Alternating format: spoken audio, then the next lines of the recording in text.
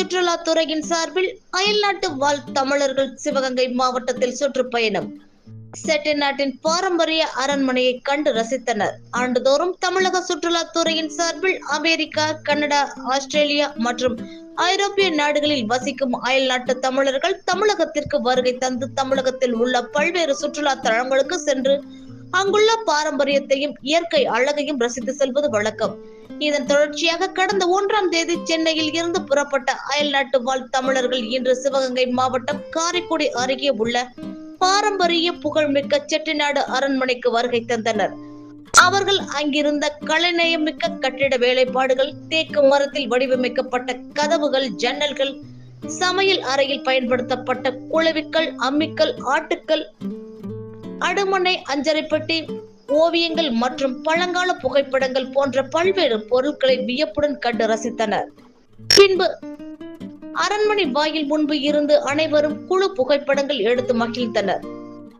இதற்கான விரிவான ஏற்பாடுகளை மாவட்ட ஆட்சியர் ஆஷா அஜித் உத்தரவின் பேரில் வருவாய்த்துறை அதிகாரிகள் மேற்கொண்டிருந்தனர்.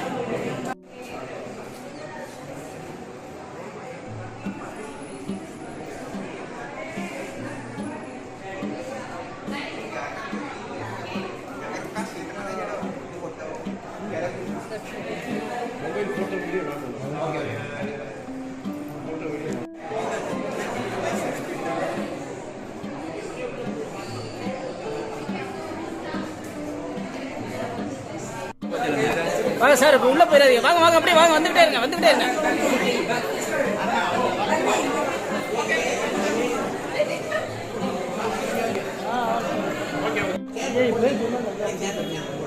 இடது